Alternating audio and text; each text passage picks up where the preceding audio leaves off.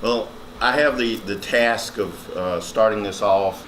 So what I'm going to try to do is give you some general basics. So programming and robotics without a task is just tinkering, all right? And so as educators, you have a tough task because normally you're taught you are the subject matter expert, right? And that's what makes robotics so difficult because I don't know anything about it. So just remember while we go through this that there is no right or wrong answer, just better solutions, all right? And notice the difference in the robots, all right? So the other thing that I'm going to try to do is get everybody on the same page, okay? And shift this paradigm, right? Because it's the STEM revolution, and as subject matter experts, you're always afraid. Okay, so this is what we're going to talk about. And the first task, since you've already been writing, I want you to name 3 things. You can write them down, and then we'll go around and share some of those things. When you hear the word robot, what comes to mind? What do you imagine? 3 things come to mind. CB3PO, short circuit, All right. So I noticed some of you probably have some type of humanoid form or something, right? My job is to get you away from that, all right? A robot's a machine capable of carrying out complex or repetitive series of actions automatically or especially programmed by a computer. So all of these are examples of robots. None of them look like a human, all right? Not A1. Not A1. They are to make your life, somebody's life, easier, all right? All different. All different. And your students, when you set them loose and give them a task, they will all look different. No right or wrong answer, just better solutions. Kind of like engineering, all right? All right? Sewing, repetitive task. Somebody has a nice garment. You wish you could have it. Unfortunately, because it has to be done by hand, there's some errors, right? And eventually somebody decided, wouldn't it be nice to make not just one shirt a day? Because a few hundred years ago, that's about all you could do, right? And now we're what, 6,000 shirts a day? And all of them wonderful quality, okay? Just an example. It's got to be a better way. So robotics is designed to make this perfect every time. Repetitive task every time, right? Every time. Why are they important? We kind of pointed out some of these common errors, all right?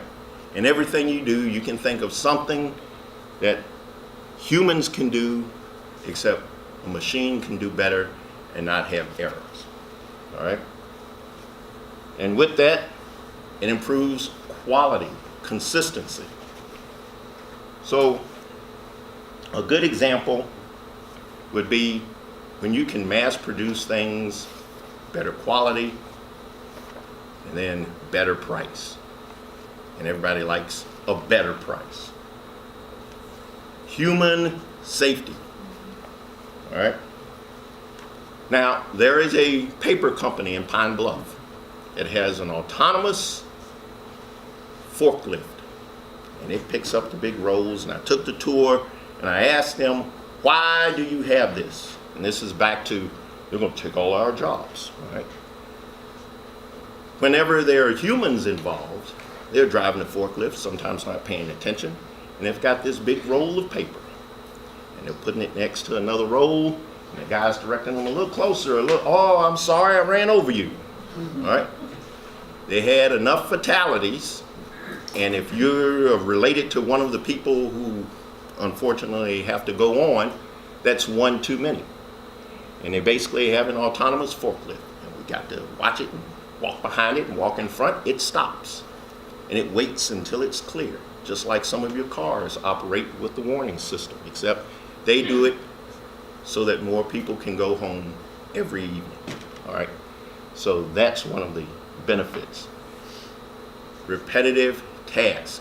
And if you're like most people, when Friday comes or whenever the end of your work week occurs, that last hour, please don't let anybody come in here. Please don't let anybody come and ask me any questions, right? Well, robots don't care. They're there to serve you. I'm not saying they're slaves, but they don't get tired. They don't have that kind of emotion. And this one, advancing society. So I know what you're saying. How does that help a small community? So let's paint this picture.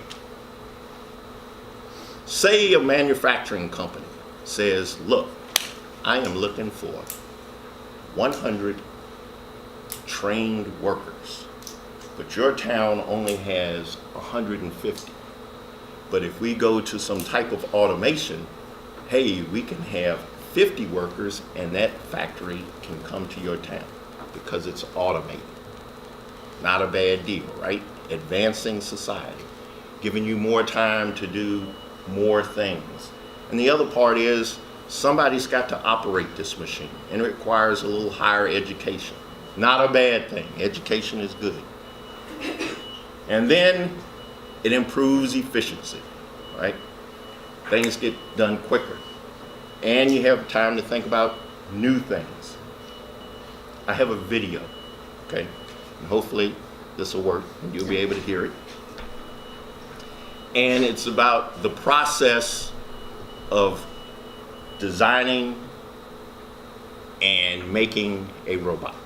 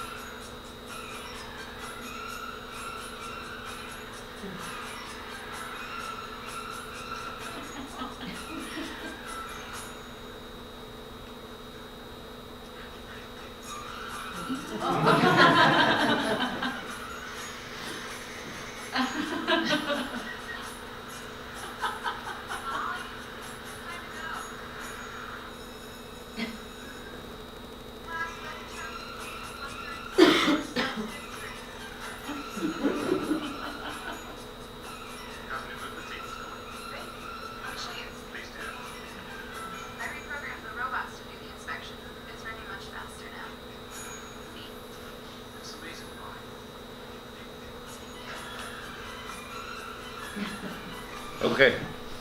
All right. So as you watched Molly evolve and use science, math, geometry, some critical thinking skills, these are the tools that you hope when you bring robotics to your institution, your organization, that allow your students to participate in and exercise that. So that's the unique thing about robotics, all right? You saw Molly think about cutting the grass. Let's just take cutting the grass. The normal way of cutting grass is left, right, up, down, right? But Molly thought outside the box and said, look, how can I make the lawnmower cut the grass in a nice pattern and I don't have to do anything? I have more time to do something else.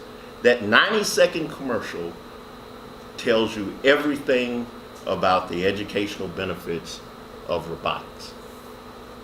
Critical thinking skills. Molly hated taking the trash out. Wish I had thought of that, right? Hated it.